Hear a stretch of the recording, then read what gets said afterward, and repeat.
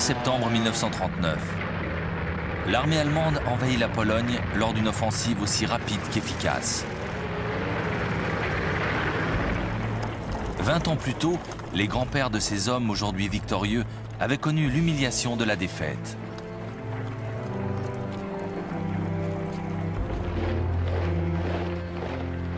En novembre 1918, après 4 années de guerre, l'empereur Guillaume II avait été contraint d'abdiquer. Son armée avait été battue par les Alliés, français, anglais et américains. Son peuple mourait de faim. Dans ce chaos, un mythe était né. Celui d'une armée allemande victorieuse sur le terrain, trahie par ceux de l'arrière, les politiciens.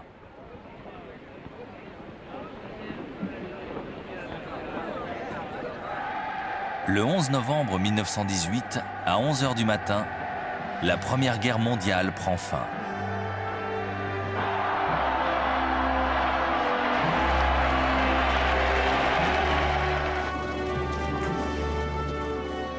Dans les mois qui suivent, Woodrow Wilson, alors président des États-Unis, s'engage à œuvrer pour la création d'un nouvel ordre mondial. Il persuade la plupart des chefs d'État de le rejoindre pour former la Société des Nations. Le traité de Versailles officialise la naissance de cette institution internationale. Désormais, les conflits devront se régler par le dialogue. La guerre est mise au ban. En Europe, plusieurs peuples goûtent enfin à la liberté. L'Empire austro-hongrois, allié de l'Allemagne vaincue, est démembré. 8 nouvelles nations apparaissent: l'Autriche, la Pologne, la Hongrie, la Tchécoslovaquie, la Yougoslavie, la Lettonie, la Lituanie et l'Estonie. L'Allemagne elle-même est amputée d'une partie de son territoire.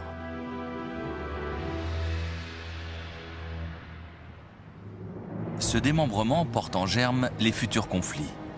En Tchécoslovaquie, d'importantes minorités allemandes nourrissent déjà un rêve: la réunification de leurs terres avec la mère patrie. Pour la population allemande, la ruine s'ajoute à l'humiliation de la défaite. Le pays doit payer les réparations à la France et au Royaume-Uni. L'addition est salée.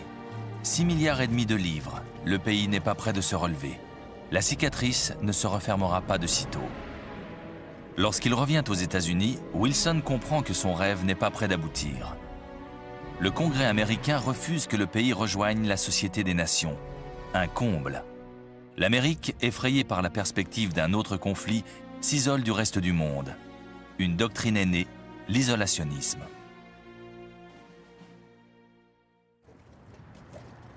La guerre a profondément modifié le paysage politique allemand. La monarchie militaire a été balayée. Le pays est devenu une démocratie.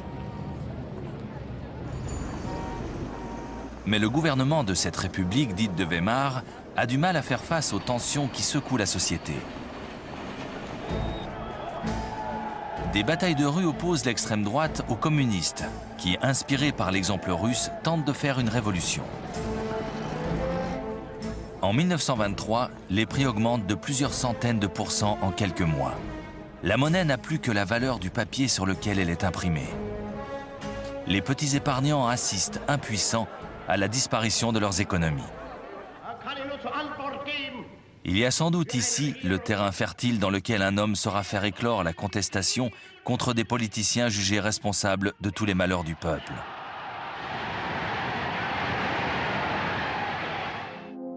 Hitler est né en Autriche en 1889. Il a participé à la Grande Guerre durant laquelle il s'est illustré, obtenant même la Croix de fer.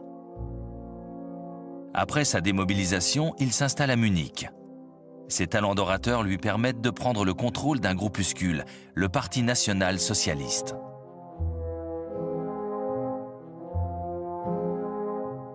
En octobre 1923, Hitler et ses hommes tentent de renverser la République de Weimar. C'est trop tôt.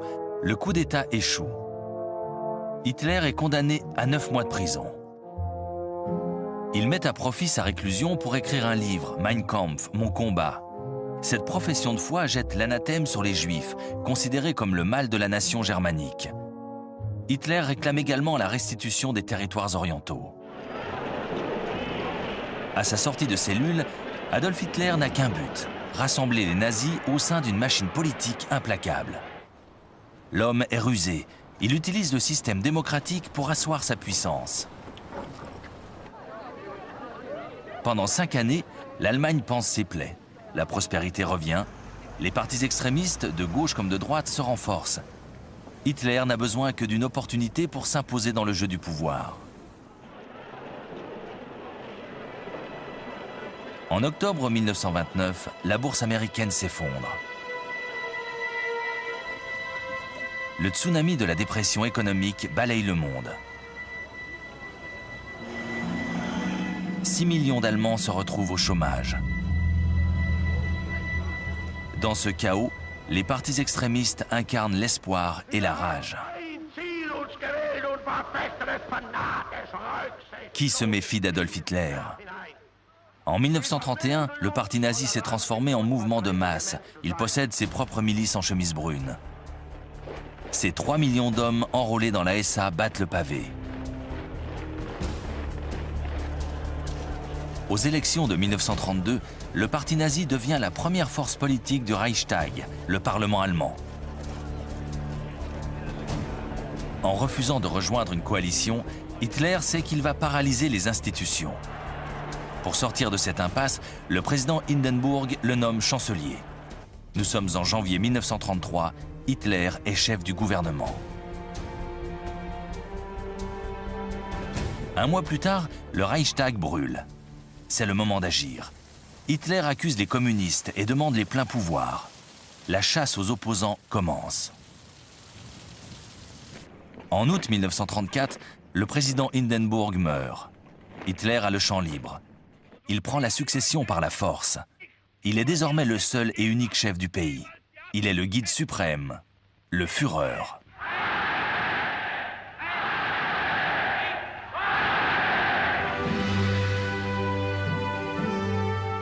Très vite, il consolide son pouvoir dictatorial en concentrant tous les efforts du pays sur le renforcement de l'économie allemande.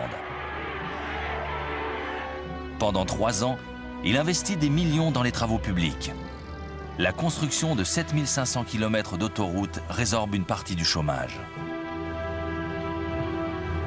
Mais ces grands projets cachent à peine l'axe principal de la politique du Führer, le réarmement. Selon le traité de Versailles, l'armée allemande ne devait compter que 100 000 hommes et ne posséder ni force aérienne, ni blindés, ni sous-marins. En 1935, Hitler sort du bois. L'Europe apprend que 300 000 Allemands sont sous les drapeaux. Et surtout, l'armée de l'air allemande, la Luftwaffe, dispose de 2500 appareils, plus que l'Angleterre ou la France.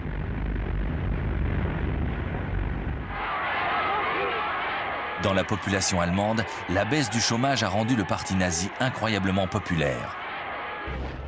Soutenu par son peuple, Hitler peut entamer sa stratégie de reconquête. En 1935, la Société des Nations lui restitue la Sarre, région frontalière avec la France.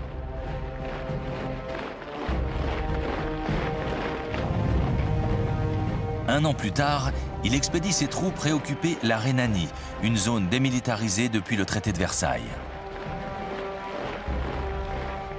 L'opinion internationale préfère croire qu'Hitler se contente de redonner à sa nation l'envergure qu'elle possédait avant la Grande Guerre. D'ailleurs, ni la France ni l'Angleterre ne protestent. Berlin accueille même les Jeux Olympiques de 1936. Beaucoup en Allemagne et ailleurs considèrent que le Führer restaure la fierté allemande, ce qui finalement n'est préjudiciable à personne.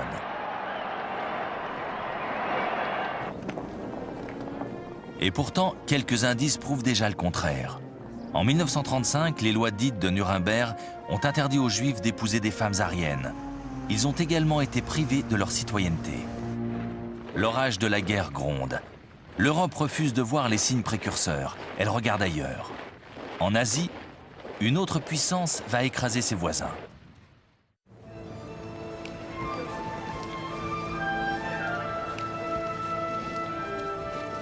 En ce début de XXe siècle, le Japon est déjà une puissance militaire. En 1905, il a défait les Russes et ses troupes ont combattu aux côtés des Alliés durant la Première Guerre mondiale. Les forces nippones se sont même emparées du port allemand de Qingdao en Chine et de plusieurs îles du Pacifique. À la fin du conflit, il ne faisait aucun doute que le Japon s'était imposé comme une grande puissance. C'était à ce titre qu'il avait logiquement intégré la Société des Nations. Mais le pays est bien loin d'être une démocratie. Les structures traditionnelles sont bien implantées. L'empereur occupe le sommet de la société nippone. Les Japonais le considèrent comme un dieu vivant. Il est leur véritable guide. L'archipel est confronté à un problème de plus en plus prégnant, l'augmentation de sa population. Il faut aller chercher les matières premières hors du territoire, car le Japon est pauvre en ressources naturelles. Les cibles sont rapidement définies. La Mandchourie est une proie idéale, riche en champs de céréales et en gisements de minerais. Des troupes nippones y sont déjà stationnées.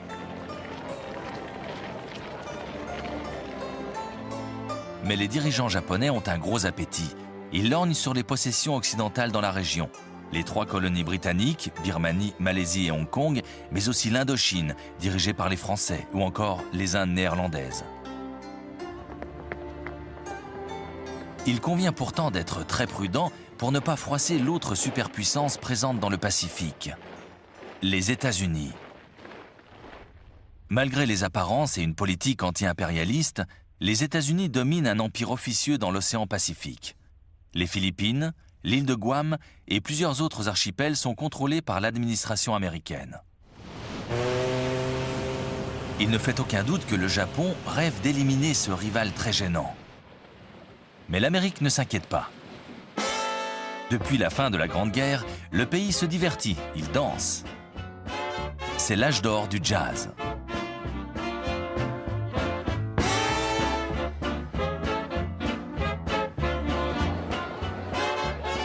Depuis le début des années 20, la nation s'emploie à exploiter des ressources qui lui paraissent alors inépuisables. La croissance économique semble ne pas avoir de fin. Des fortunes se font dans l'industrie et à la bourse de New York. Pourquoi s'angoisser ?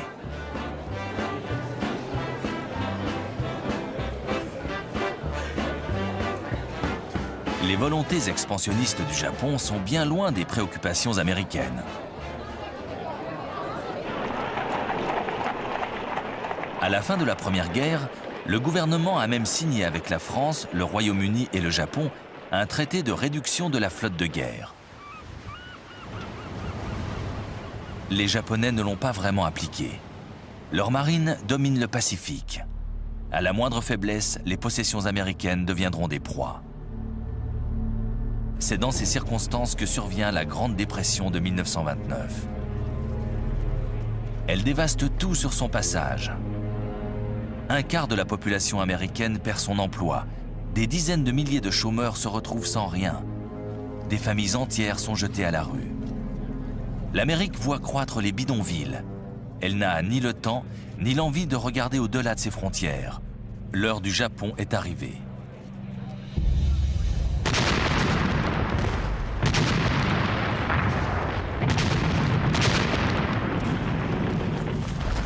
En 1931, les troupes japonaises présentes en Mandchourie s'emparent de la capitale, Mukden, et se déploient dans le reste du pays.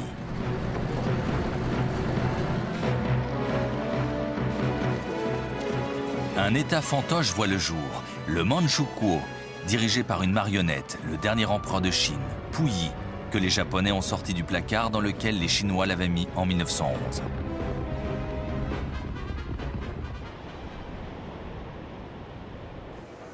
Dans son quartier général genevois, la Société des Nations fait face à sa première grande crise. C'est un test. Le Japon est condamné. Mais la réponse de l'intéressé est nette. Le Japon ne peut accepter les conclusions adoptées par cette Assemblée. Et les représentants nippons de se retirer la tête haute, laissant la Société des Nations désemparée. Elle ne peut rien faire pour sauver la Mandchourie.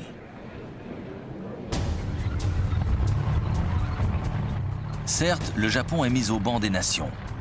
Qu'importe. Ses dirigeants ont d'autres ambitions. Leur voracité les pousse vers d'autres conquêtes, vers la Chine. L'invasion ne sera pas compliquée. Le pays sombre dans le chaos. Le gouvernement du général nationaliste Chiang Kai-shek affronte la rébellion communiste menée par Mao Zedong. C'est la guerre civile.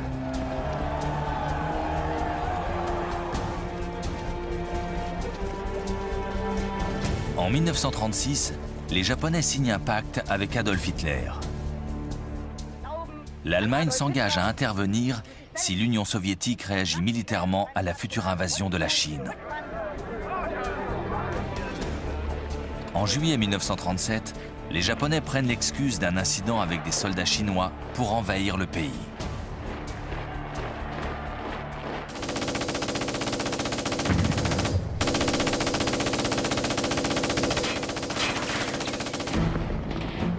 Prise d'abord par surprise, la Chine se ressaisit. Les communistes ont rejoint le Kuomintang dans un front commun contre l'agresseur.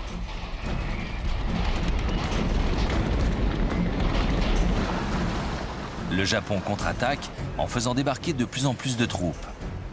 À la fin de l'année 1937, le nord du pays et la totalité des côtes sont occupés.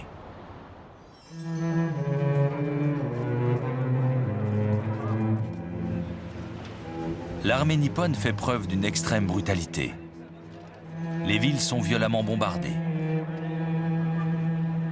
Les Occidentaux évacuent les centres commerciaux comme le port de Shanghai. La ville sera assiégée pendant 3 mois.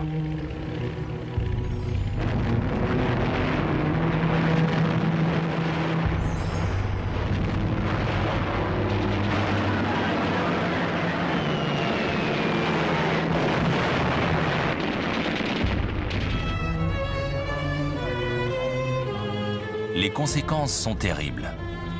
Les forces japonaises n'éprouvent aucune pitié lorsque les villes tombent entre leurs mains. Après la chute de Nankin, le 17 décembre 1937, commencent 6 semaines de viols, d'orgies et de tueries. Dans la capitale chinoise, les soldats japonais vont massacrer 300 000 civils sans distinction de sexe ou d'âge.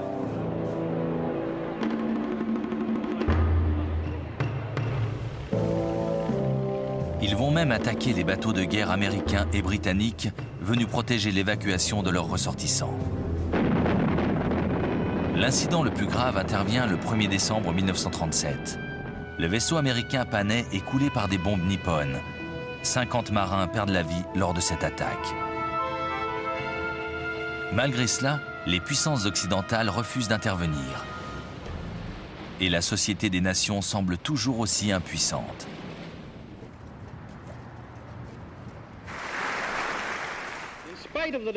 Le nouveau président américain, Theodore Roosevelt, tente d'imposer un blocus naval du Japon. Mais les Anglais, par peur de la guerre, refusent d'approuver cette initiative. En désespoir de cause, Roosevelt offre 25 millions de dollars à Chiang Kai-shek pour acheter des armes.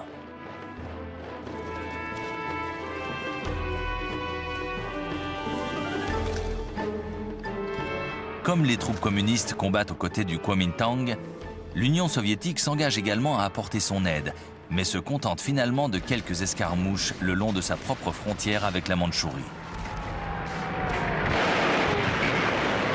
La Chine est abandonnée.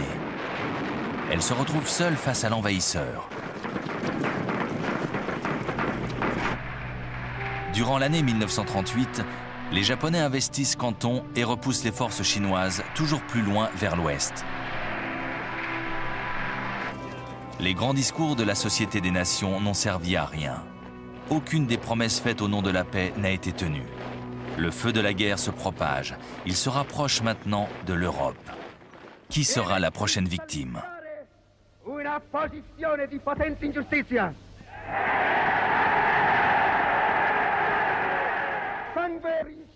A posteriori, on peut sourire des mimiques de Matamor de Benito Mussolini. le dictateur fasciste de l'Italie peut apparaître comme un sinistre clown. En 1922, ce n'était pas le cas.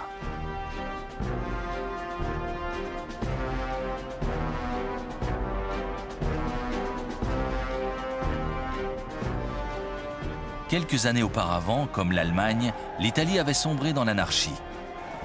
Le pays était déchiré par des manifestations et des luttes entre régions. Et comme en Allemagne, le pouvoir s'était révélé tout à fait impuissant à endiguer ces phénomènes. C'est ainsi que Benito Mussolini, vétéran de la Grande Guerre, journaliste de profession, était intervenu dans la vie politique en fondant le parti fasciste. En 1922, l'Italie est entièrement paralysée par une grève générale. C'est l'occasion que saisit Mussolini. Il marche sur Rome, entouré de ses partisans. Craignant une guerre civile, le roi Victor Emmanuel lui demande de former un gouvernement.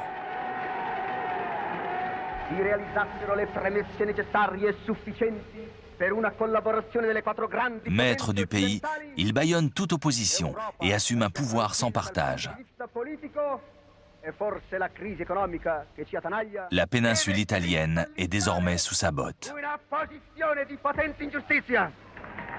En 1928, sa position politique est bien établie. Le Parlement est constitué de pleutres et tout le pouvoir est entre les mains du Grand Conseil fasciste.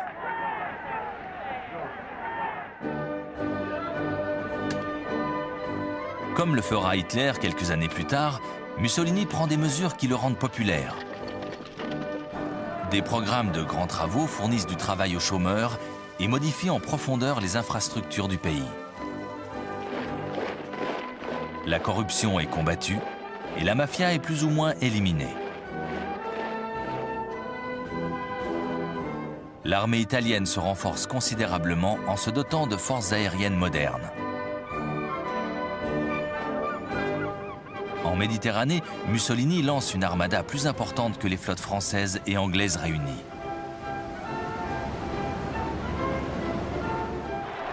Lorsque survient la Grande Dépression, l'Italie est à son apogée, d'autant que Mussolini inspire d'autres dictateurs.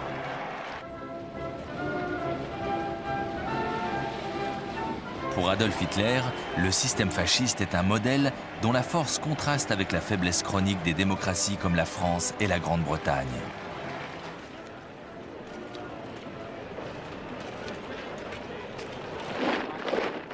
Mais Mussolini ne se contente pas d'être idolâtré par les foules.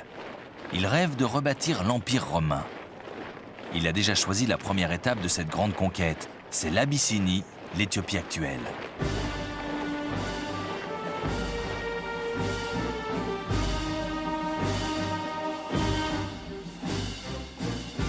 L'Italie possède des colonies adossées à sa frontière, en Érythrée et en Somalie. En décembre 1934, les troupes italiennes provoquent un accrochage avec l'armée d'Abyssinie. L'incident se déroule à l'oasis d'Ogaden, en territoire abyssinien.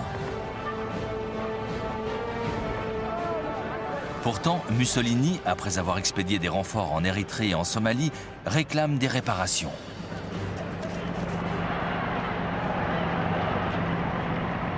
L'empereur d'Abyssinie, Haïlé Sélassié, en appelle à la Société des Nations.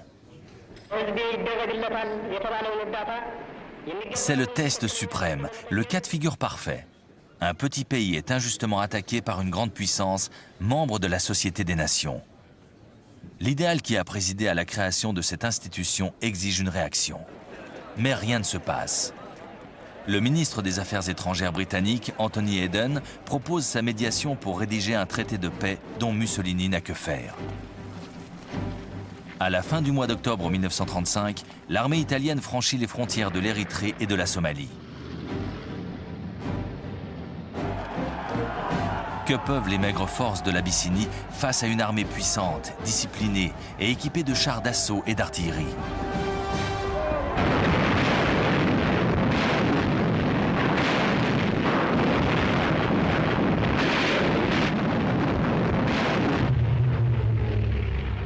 Les appareils italiens maîtrisent l'espace aérien.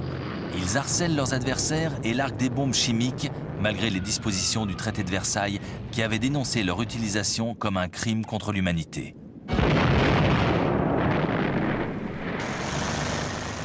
En 6 mois, l'Abyssinie tombe aux mains des Italiens.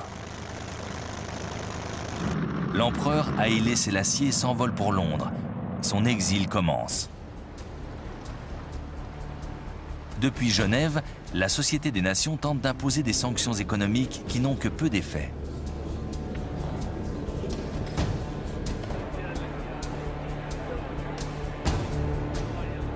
L'agression contre l'Abyssinie a révélé 2 choses. D'abord, l'impuissance des États, incapables de garantir la paix de l'humanité. Ensuite, le manque de résolution de la France et de la Grande-Bretagne, 2 nations paralysées par la peur de la guerre.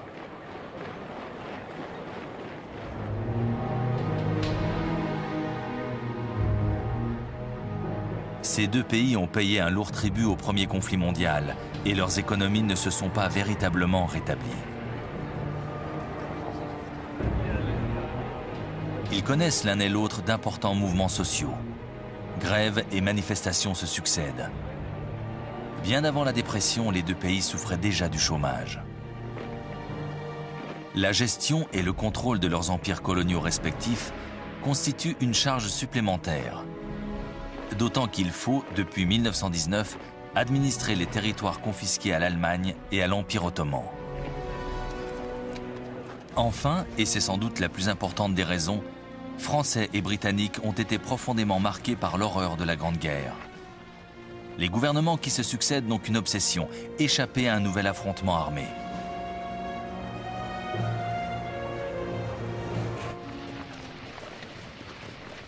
En dépit du traumatisme causé par le conflit, la Grande-Bretagne avait réussi à moderniser son armée de conscrits.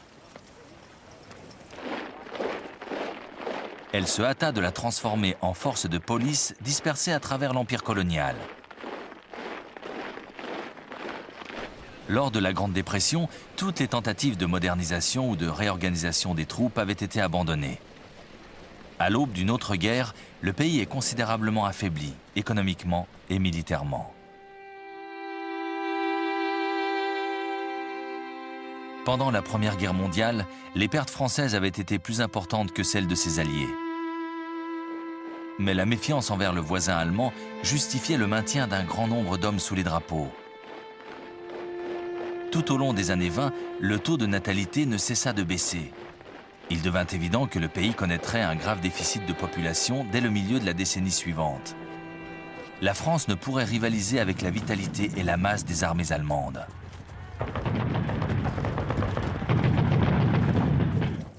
Désormais, les Français ne pensent plus qu'à une chose, se défendre.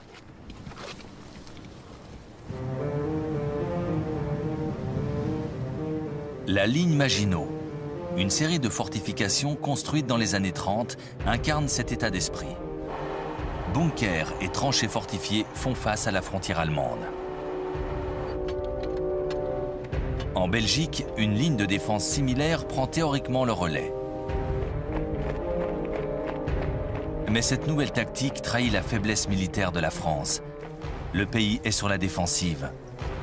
Il se déclare à peine capable d'attaquer l'Italie, et encore lui faut-il l'aide inconditionnelle de l'Angleterre. Les 2 nations savent qu'en cas de conflit, leurs flottes n'auront pas la vie facile en Méditerranée. Les navires de Mussolini quadrillent le secteur. Aussi, lorsque l'Italie soumet l'Abyssinie, les 2 grandes puissances regardent ailleurs, feignant d'ignorer les dangers qui pèsent sur l'Europe.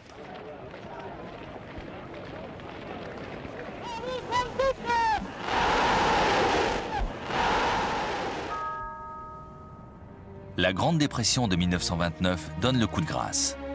La France et l'Angleterre sont ravagées par la crise. Ce sont 2 nations amoindries qui regardent défiler les nouvelles troupes de l'armée allemande.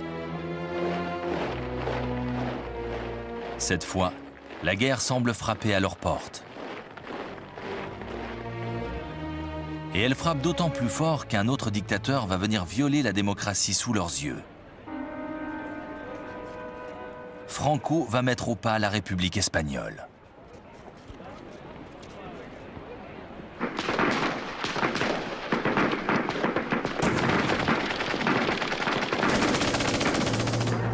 1936, l'Espagne est déchirée par la guerre civile.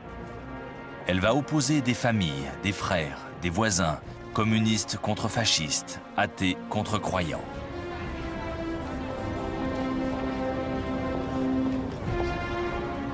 En 1931, un gouvernement de gauche s'était emparé du pouvoir, détrônant ainsi la vieille monarchie espagnole. Le roi était poussé à l'exil. La République était déclarée.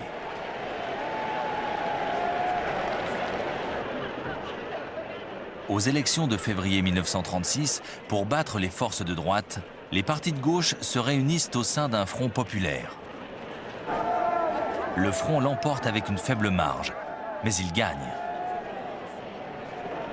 Son programme de réforme demeure modeste, mais les grèves générales et surtout les confiscations de terres au profit des paysans pauvres se multiplient. La droite craint la mise en place d'un pouvoir communiste.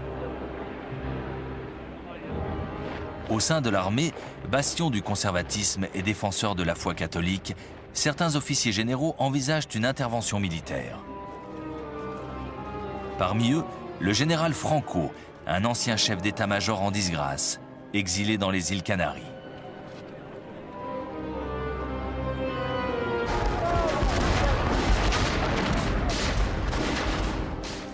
En juillet 1936, les unités de l'armée espagnole stationnées dans les colonies marocaines se mutinent.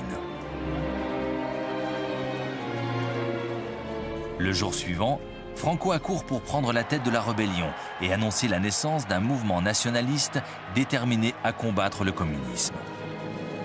Certains régiments du continent se mutinent à leur tour. Le Front populaire réagit aussitôt en appelant les Espagnols à se porter volontaires pour défendre la République en danger. La guerre peut commencer. Mais Franco doit résoudre un problème de taille. Comment faire débarquer ses troupes isolées en Afrique du Nord? Comment franchir le détroit de Gibraltar?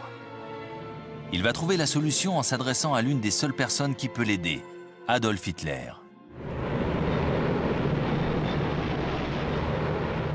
En moins d'un mois, le pont aérien mis en place par la Luftwaffe permet aux troupes d'élite du général Franco de s'établir dans le sud de l'Espagne. Les avions de transport d'Hitler y déposent des milliers d'hommes et leur matériel.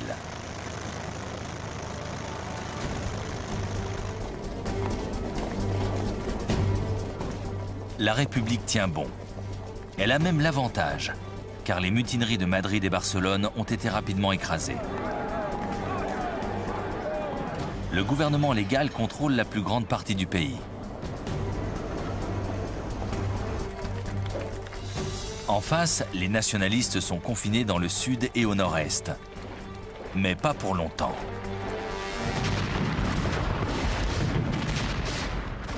La donne change radicalement lorsqu'Hitler et Mussolini décident de fournir aux mutins troupes et matériel.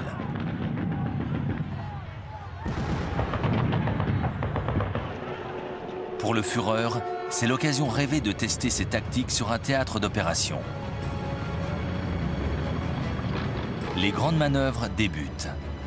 Il y envoie 12 000 soldats et ses premiers chars Panzer. La Luftwaffe y déploie les bombardiers et les nouveaux avions de chasse de la Légion Condor.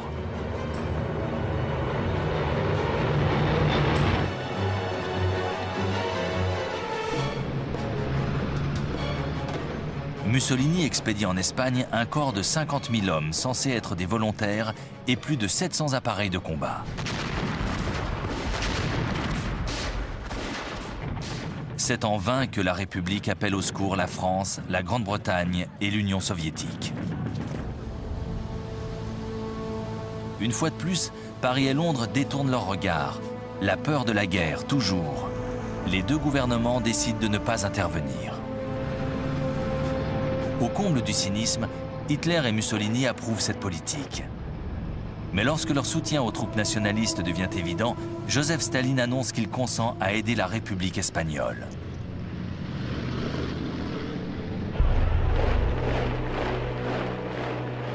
Le dirigeant soviétique voit d'un mauvais œil la montée du fascisme en Allemagne. Hitler ne cache d'ailleurs pas que sa croisade est en partie dirigée contre les communistes. Pour Staline, le front espagnol constitue un moyen d'occuper Allemands et Italiens pendant que lui-même renforce ses défenses. Il envoie en Espagne 700 conseillers militaires accompagnés de tanks et d'avions de combat. Cette assistance est providentielle, mais largement inférieure à celle reçue par le général Franco. En fait, les renforts les plus importants ne viendront pas d'un pays en particulier, mais des volontaires, presque tous militants de gauche, qui accourent pour sauver la République. 30 000 Américains, Britanniques, Français et Allemands s'enrôlent dans les brigades internationales.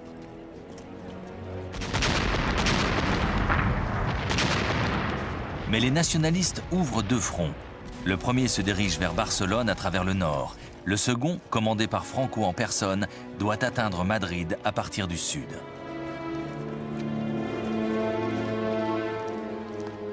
À la fin de l'année 1936, la capitale espagnole est pratiquement cernée, assiégée de trois côtés. Les combats sont intenses, accompagnés d'atrocités dont les populations civiles sont les premières victimes. Les républicains fusillent les membres du clergé catholique. Les nationalistes exécutent tous ceux qui sont suspectés d'être communistes ou de soutenir la République. Les bombardiers italiens et allemands pilonnent tous les objectifs, y compris des cibles civiles. Madrid agonise sous les bombes et la Légion Condor rase la petite ville basque de Guernica. 6 000 civils meurent sous les bombes nazies. Hitler teste avec succès les grands principes de la guerre éclair. La zone contrôlée par les forces républicaines se réduit de jour en jour. Le courage d'hommes sous-entraînés et sous-équipés ne suffit pas à arrêter les armées du général Franco. Que peuvent quelques fusils et quelques pièces d'artillerie face à la puissance de l'armement allemand et italien ?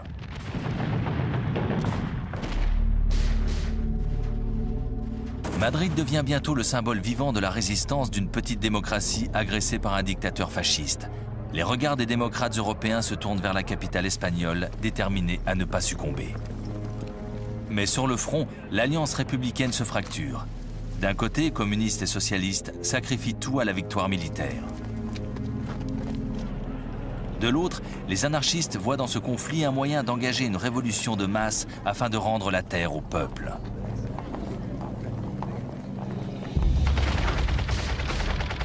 L'opposition entre communistes et anarchistes est à son comble au printemps 1937. Les militants des deux camps s'affrontent dans de violents combats au cœur de Barcelone. Ces événements tragiques résonnent comme le glas de la cause républicaine. À la fin de l'année 1938, les nationalistes ont enfermé leurs adversaires dans deux petites enclaves autour de Barcelone et de Madrid.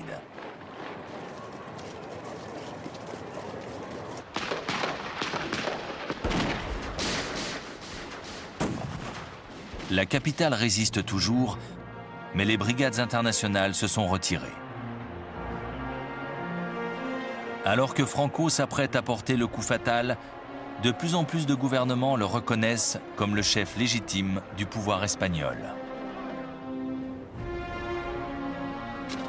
Au premier jour du printemps 1939, les défenseurs de Madrid, épuisés par 3 longues années de lutte, se rendent.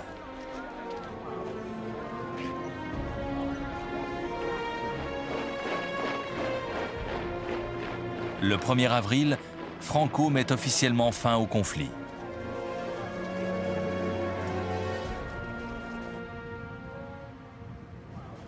Les plaies de cette guerre fratricide peuvent commencer à se refermer. En fait, elles ne cicatriseront jamais complètement. La victoire de Franco sur la République n'est que le prologue d'un autre désastre. La lâcheté des grandes démocraties européennes a renforcé le pouvoir d'autres dictatures. Hitler et Mussolini ont constaté la faiblesse de la France et de la Grande-Bretagne. À Moscou, Staline sait qu'il devra affronter le fascisme. Est-il prêt? Hitler, lui, jubile. Il va pouvoir appliquer la stratégie agressive dont il a développé les grandes lignes dans son livre Mein Kampf. Avant même que la guerre civile espagnole ne s'achève, il lance ses troupes à l'assaut de l'Europe.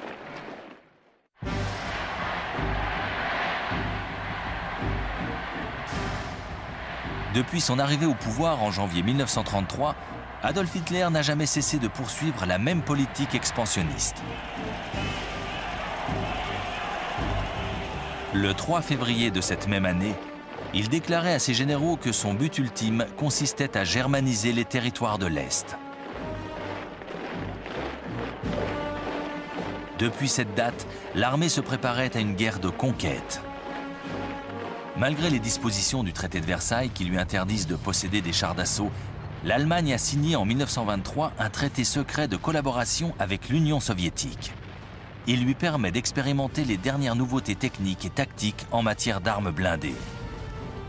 De jeunes officiers brillants comme Heinz Guderian ont lu les manuels de stratégie écrits par des spécialistes britanniques comme le colonel John Fuller ou Basil Liddell-Hart.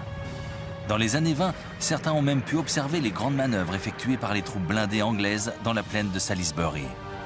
C'est à cette époque que les stratèges allemands établissent une théorie de l'offensive fondée sur la combinaison de l'artillerie, des blindés et de l'infanterie.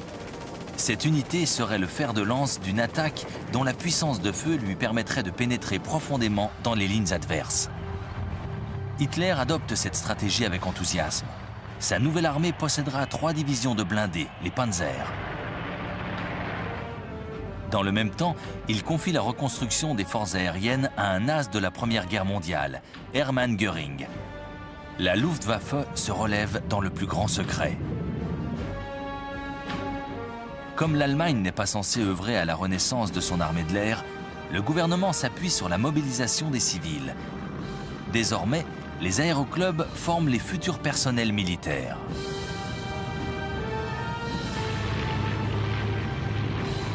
En 1935, Adolf Hitler révèle l'existence de la Luftwaffe. Il annonce également que son armée compte 300 000 hommes. La conscription est rétablie.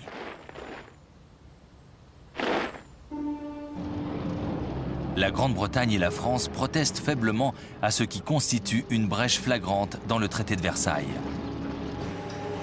Les deux pays débutent à contre-cœur un lent processus de réarmement.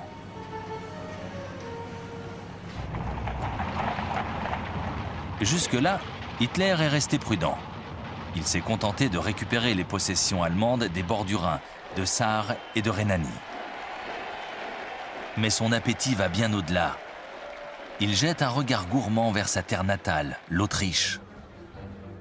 En 1934 déjà, les nazis autrichiens avaient tenté sans succès de s'emparer du pouvoir. Ils souhaitaient unifier leur pays avec leurs grands voisins. Si Autriche et Allemagne sont germanophones, les deux territoires ont toujours été indépendants.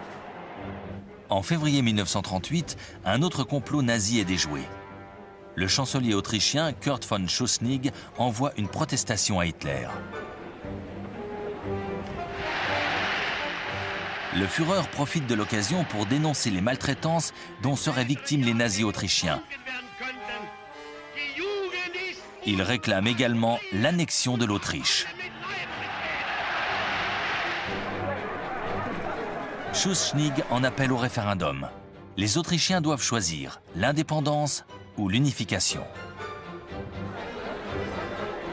Par peur d'un résultat contraire à sa volonté, Hitler ne laisse pas parler les urnes.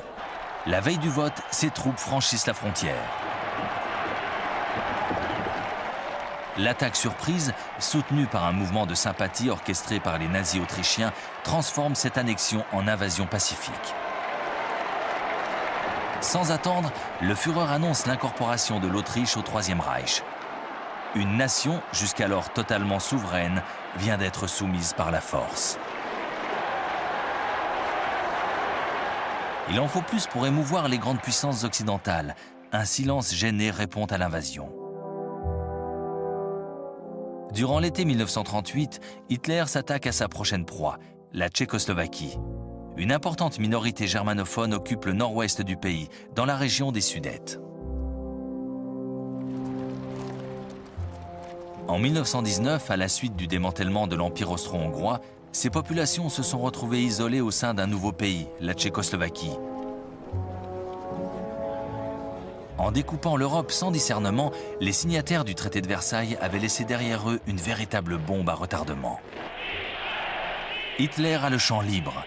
Il encourage les habitants des Sudètes à réclamer leur autonomie et menace le gouvernement tchèque d'intervenir militairement si cette requête ne leur est pas accordée. Le gouvernement tchèque n'a pas d'autre choix que d'ordonner la mobilisation. Son armée est importante et bien équipée. Un imposant dispositif de fortification borde la frontière avec l'Allemagne. Hitler se ravise. L'Europe sent l'odeur de la guerre. Début septembre 1938, le Premier ministre britannique, Neville Chamberlain, propose sa médiation pour parvenir à une issue pacifique. Il va rencontrer Hitler par 2 fois. Le Führer l'assure que s'il obtient l'annexion des Sudètes, il n'aura aucune autre ambition territoriale en Europe. La partie de poker menteur est engagée.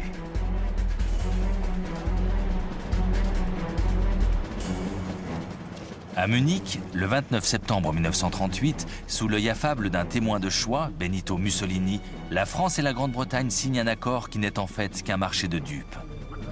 Les Sudètes sont offertes au Troisième Reich. Hitler promet de s'arrêter là, mais qui le croit? Chamberlain le croit. À son retour à Londres, à peine descendu de l'avion, il brandit dans les bourrasques le papier garantissant la paix. Le 1er octobre, les troupes allemandes occupent les Sudètes et s'emparent sans combat de la ligne de fortification tchèque. Hitler peut poursuivre sa politique de conquête. Sa nouvelle cible, la Pologne.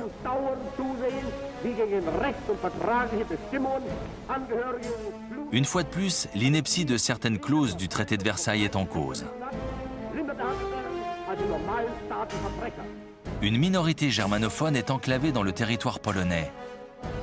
Hitler demande que le port de Danzig, ancienne possession prussienne, soit rattaché à la mère patrie. La Pologne refuse. Une fois de plus, Hitler hésite.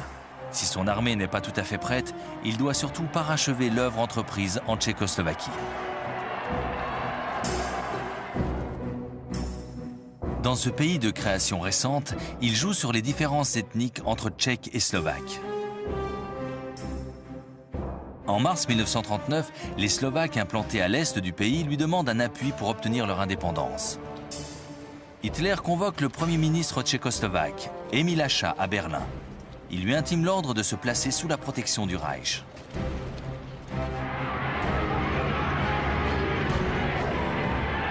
Quelques semaines plus tard, la Wehrmacht pénètre dans le pays sans combattre. La plus grande partie du territoire est annexée. La Slovaquie devient un protectorat. C'est la première fois qu'Hitler ose s'emparer de territoires peuplés par des populations non germanophones. Mais cette invasion ne suscite aucune véritable réaction. La France et la Grande-Bretagne se contentent une fois de plus de protester mollement. À la fin du mois de mars 1939, Hitler réclame de nouveau à la Pologne le rattachement au territoire allemand du port de Danzig. Cette fois, Français et Britanniques déclarent que toute attaque constituera une cause de guerre. Mais Hitler n'hésite pas. Il a maintes fois constaté la faiblesse et l'indécision de ses adversaires. Il passe outre toutes les menaces. En Russie, Joseph Staline s'inquiète de l'expansion des nazis vers l'Est.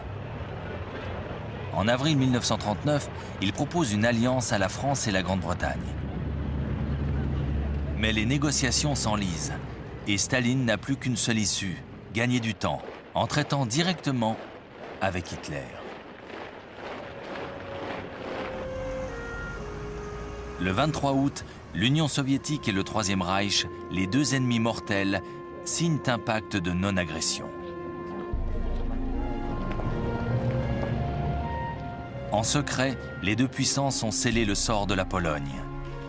Hitler et Staline se partagent le gâteau. Les Russes s'emparent de la Lituanie, de l'Estonie et de la Lettonie. Hitler a enfin les mains libres. Il met ses troupes en ordre de bataille. L'invasion de la Pologne est imminente. Le 31 août 1939, la Wehrmacht donne enfin l'assaut. Le Führer vient de prendre la décision qui va plonger le monde dans la guerre.